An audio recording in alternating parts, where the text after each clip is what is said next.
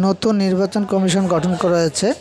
নতুন নির্বাচন কমিশন গঠন করার পরপরই আমাদের যারা সংশোধনে আগ্রহী তাদের জন্য কিছু সুখবর রয়েছে। জাতীয় পরিচয়পত্র সংশোধনে প্রধান নির্বাচন কমিশনের 3টি উদ্যোগ নিয়েছেন। আমরা যে 3টি উদ্যোগ নিয়েছেন সেই 3টি বিস্তারিত জানব। তো প্রথমেই যেই উদ্যোগটি নিয়েছেন সেটি হচ্ছে অবিতরণকৃত স্মার্ট কার্ড দ্রুত বিতরণ করার নির্দেশ দিয়েছে। যারা জাতীয় পরিচয়পত্র ইতিপূর্বে করেছেন তারা স্মার্ট কার্ড দ্রুত পেয়ে যাবেন, সে বিষয়টি দ্রুত দেওয়ার জন্য নির্দেশ দিয়েছেন। দ্বিতীয়ত, সংশোধনের আবেদনের পেন্ডিং সংখ্যা দ্রুত নিষ্পত্তির তাগিদ।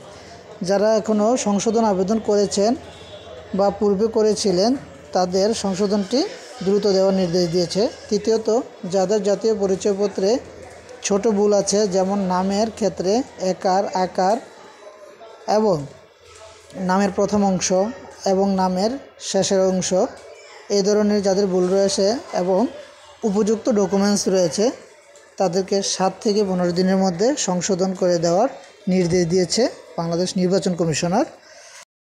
সকলকে ধন্যবাদ। আসসালামু আলাইকুম ওয়া রাহমাতুল্লাহি ওয়া বারাকাতুহু।